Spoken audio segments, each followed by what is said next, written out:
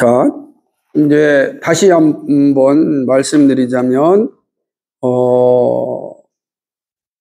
르네상스에 들어오면서 자연의 이제 위치가 부여해지고, 문학가들이 또, 예술가들이 자연의 위치를 부여해지는 방식으로 또 이제 글을 이제 쓰게 됩니다. 그리고 이제 그 대표적인 사람이 단테라고 그랬죠. 단테의 이제 그 이후의 작가들도 이 길을 가게 되는데, 인본주의의 아버지라는 페트라르카나, 그 다음에 이제 데카메론의 저자인 보카치오가 나타나게 되고, 보카치오 같은 경우는 또 고전을 잘 연구하려고 헬러를 배웠고, 그리고 이제 호모 일리아드와 오디세이를 번역하였다라고 하는 것입니다. 예, 이렇게 히락과 로마 고전을 향한 열정은 두 가지 사건 때문에 일어난 것이고, 하나는 그 1439년 피렌체에서 열린 피렌체 공의에서 동방 종교와의 교류를 허락함으로 히랍 철학이 들어오게 되는 이야기고, 또 하나는 또 두 번째는 콘스탄티노플이 함락되면서 당대의 많은 학자들이 이 히랍의 문학과 저서를 가지고 피렌체, 이탈리아 북부로 들어오면서 확정되었다라고 하는 것입니다.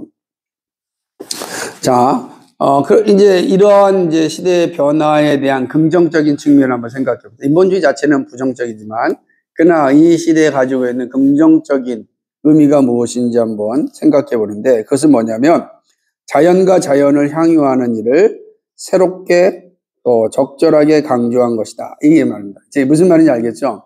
자연을 자연으로 보는 일들이 일어난 것이죠. 이 재밌습니다.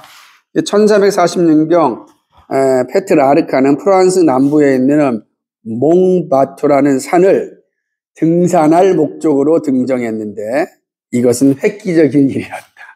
이게 왜 획기적인 일이었어요? 예?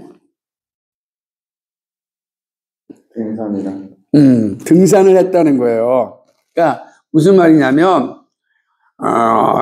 자연을 자연으로 보게 돼. 등산할 목적이 뭐죠? 자연을 보는 거잖아요. 자연. 이 등산. 우리는 그렇게 되죠. 그럼 이전에는 등산은 뭐 다 뭐 기도하러 간다든지 뭐 하나님을 찬양한다든지 등산이 목적이 아닌 거예요. 그런데 비로소 이 시대부터 등산을 목적으로 등정했다. 이게 아무것도 아닌 것 같은데, 뭐 이런 게, 근데 이제 이게 되게 의미심장한 변화가, 자연을 비로소 자연으로 인식하게 된 거죠. 이런 거 이제 페트라르카의 작품 가운데 나타난다는 거예요.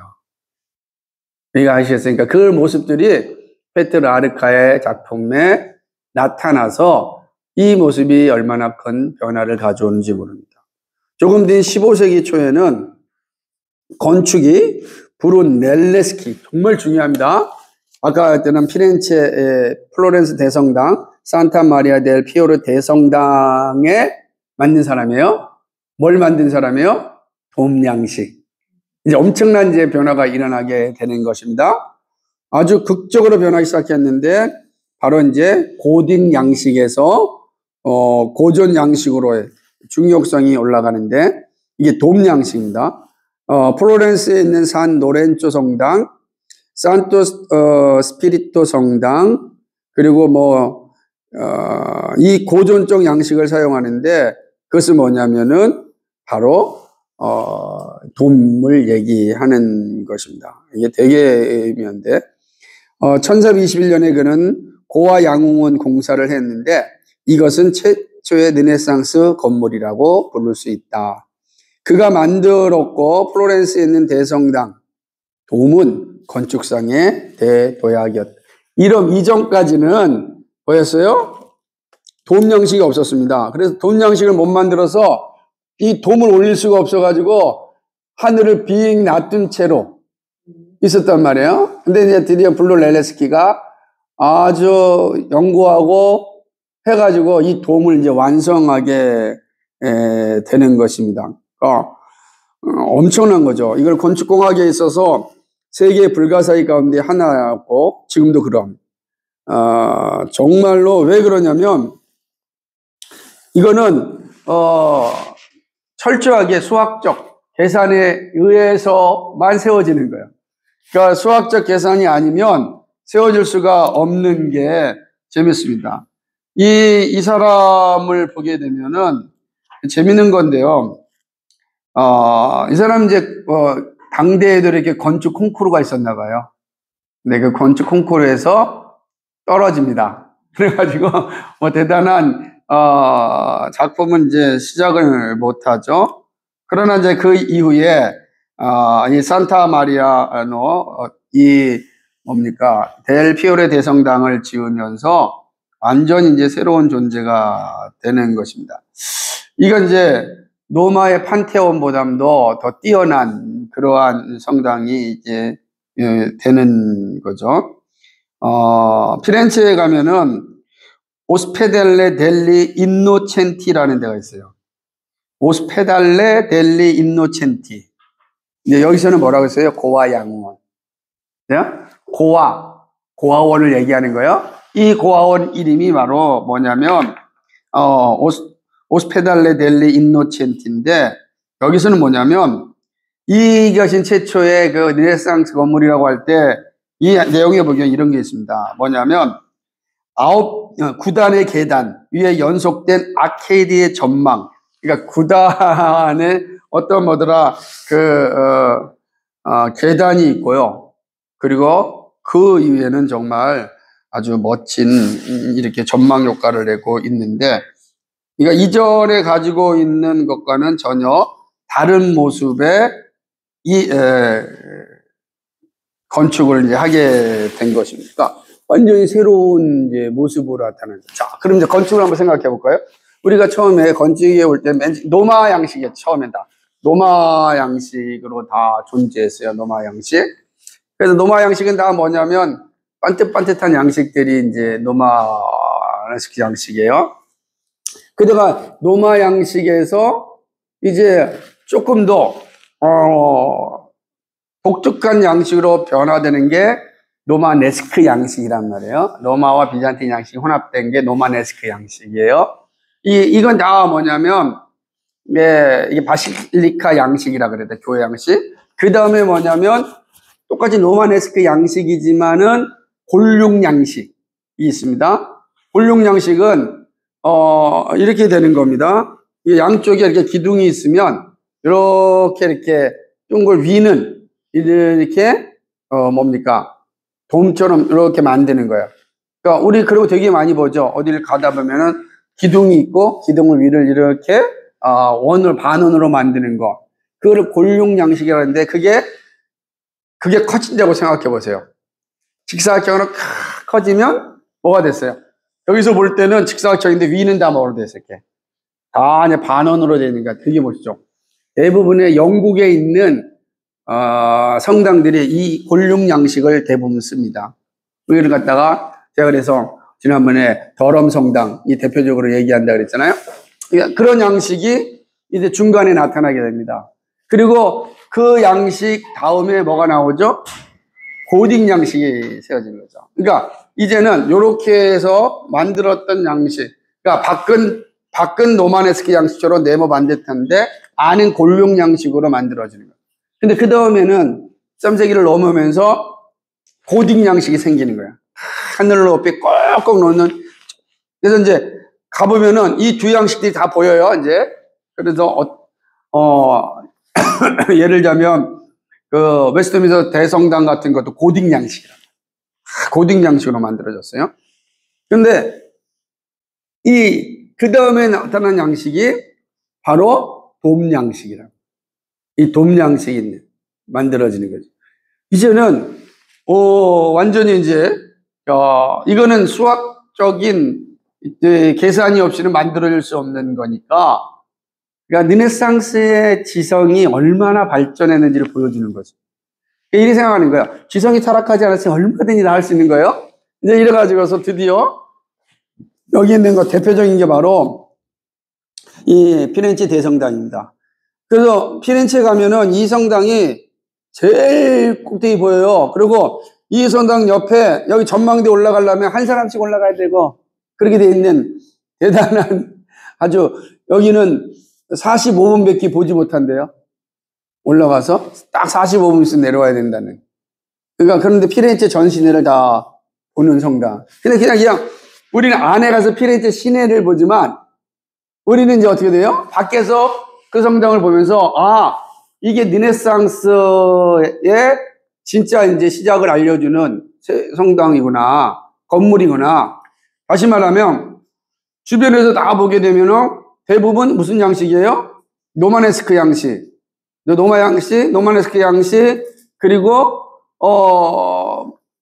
골룡 양식, 그 다음에 고딕 양식인데 돔 양식이 오는 겁니다. 그래서 누구죠? 이 사람이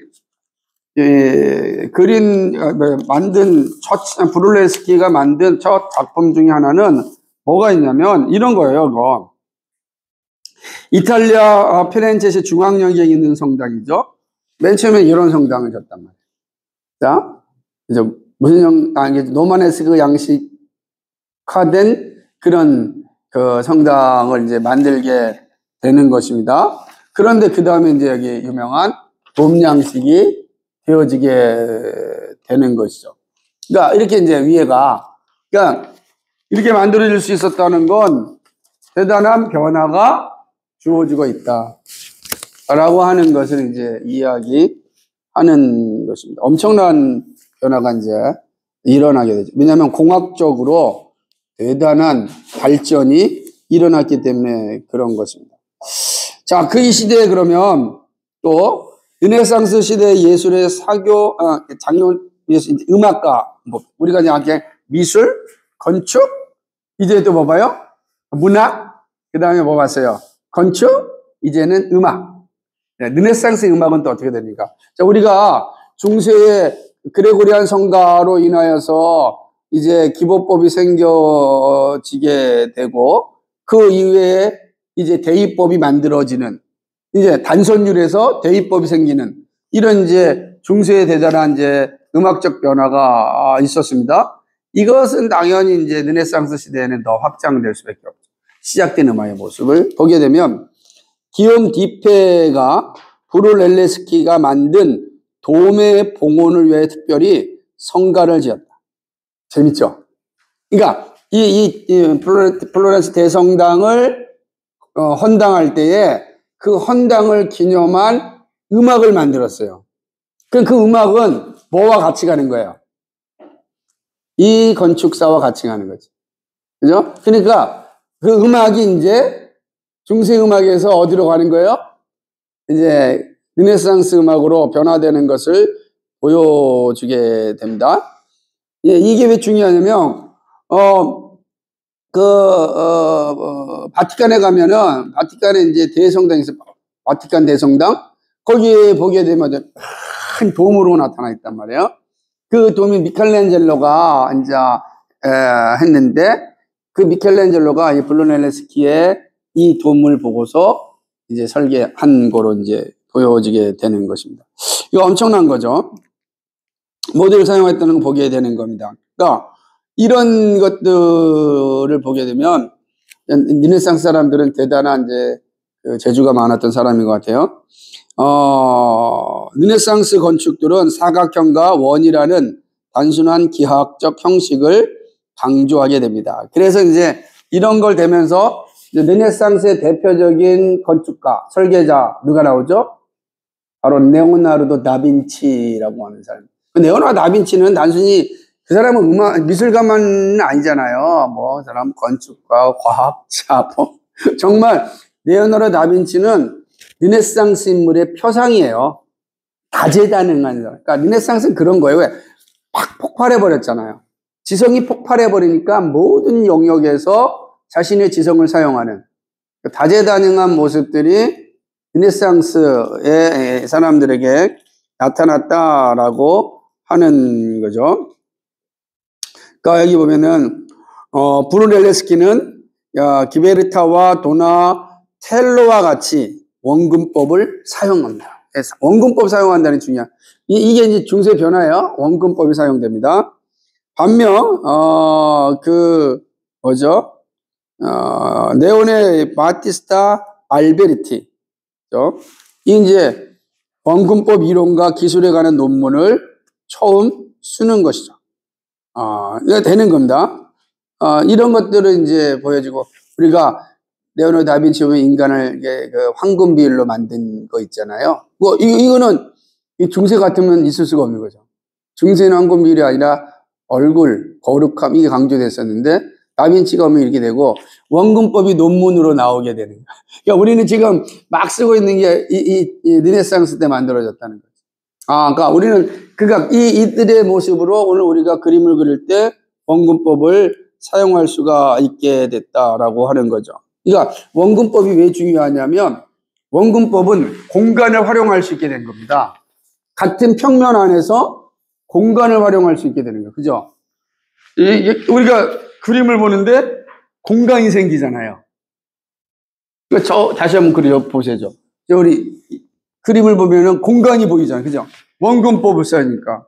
그러니까 그런 게 되는 거죠. 그러니까 우리가 생각해 볼 때 다 마찬가지. 이 그림도 원근법을 그리니까 보이잖아요. 같은 평면인데 원근법을 기가 막히게 그린 거 아니겠어요?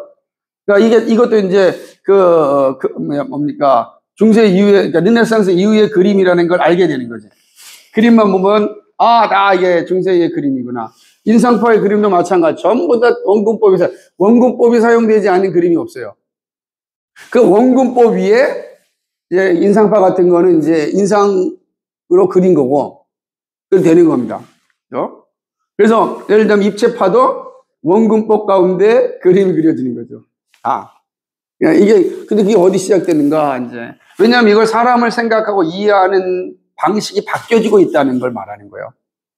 단순히 미술이 지금 바뀌었다는 보는 게 아니라 이게 시대의 세계관이 바뀌고 바뀌어지고 있는 거예요. 그리고 우리는 그 바뀌어진 거를 다 우리는 의식하지 않은 채 받아들이고 내가 의식하지 않은 채 그림을 그려요. 지금은 그림 그릴 때 애나 어린이나 다 그림 다 원근법으로 그려요. 우리가 근데 그게 의식하지 않은 거예요. 왜? 자연적으로 배워왔으니까. 자연적으로 배워왔어요. 학교에서. 이렇게 하는 거다. 그런데 이제 이게 르네상스 이전에 불가능했다는 거예요. 얼마 되지 않은 겁니다. 그러니까 얼마 안 된 거잖아요. 기껏 해봤자 500년, 600년밖에 안 된 거예요. 역사를 보면은 종교개혁이 500년이니까 얼마 안 되지 않은 상황이지. 이죠. 그러니까 르네상스 시대 사람들에게 있어서 원근법에 관한 그런 새로운 견해는 엄청난 거야. 그죠? 그런데 이제 문제는 이 열린 공간에 르네상스 사람들은 누구를 갖다 놓죠? 사람을 갖다. 이게 다른 겁니다. 그럼 뭐예요? 열린 공간의 주인이 누구라는 거예요? 사람이라는 거죠. 이제 이 그림을 통해서 이제 미술가들은 새 시대의 모습을 분명하게 이제 나타내는 거죠. 그게 나타난다는 거죠. 공간은 사람의 마음에서 만들어진 수학적 원리에 따르게 되었다. 그죠? 그러니까 인간에 대한 강조가 다른 방법으로 나타나게 된 거죠. 예를 들면 이렇게 봅니다. 여기 본문이 참 재밌는 건 제가 이렇게 고딕 시대의 대성당을 만들었던 사람이나 그레고리 성가를 쓴 사람에 대해 거의 모른다. 반면 브루넬레스키의 전기는 한 친구의 자세하게 기록되었고 첼리니는 자신과 같은 천재에게는 일반적인 도덕이 적용되지 않는다고 주장한 내용을 담은 자신의 생애를 자찬하는 자서전을 기록했다. 그리고 최초로 초상화가 일반적으로 수용되는 예술 형식이 되었다. 건축가 알베리토도 자화상을 그렸다. 여기 나오죠? 그죠? 건축가 네오네 바티스타 알베리티 자화상. 자, 이게 왜 중요하죠? 아니, 이거 보면, 이게 아무것도 아니지만 잘 보세요. 중세 이전에는, 생각해보세요. 고딕 시대의 대성전을 만드던 사람, 몰라요. 그러니까, 예를 들면, 우리가 보는 것처럼 그냥, 그 성당을 지은 사람들에 대해서 잘 모른다고요. 이전에 많은 성당, 얼마나 많아요. 4세기, 5세기, 7세기, 8세기. 그런 성당들, 고딕 양식을 줬던 성당살, 누가 줬는지가 중요하지도 않고 나오지도 않아요. 그죠? 그런데 이제, 이 이후로부터 바뀌는 거예요. 이때는 성당에 대해서는 브루넬레스키의 전기가 기록되어졌습니다. 왜냐하면 사실은 이제 여기 지오토도 일이 나와 있지만 뭐라고 되어 있냐면 이 사람의 기록이 정확하게 있지 않다라고 이제 기록되어져 있는 거예요. 그래서 언제 죽었는지도 모르고 죽은 날짜도 다르고 이렇게 되어 있는데, 그러니까 그러면 그 이전은 어떻게 했냐는 거죠. 그죠? 왜냐하면 중심이 어디 있었기 때문에 사람에게 있지 않는. 그래서 사람의 초상화를 그린다는 건 있을 수가 없어요. 어떻게 사람이 그림의 주인공이 됩니까? 불가능해요. 근데 르네상스에 오면서 사람이 공간의 주인으로 등장합니다. 자화상이 그려지게 됩니다.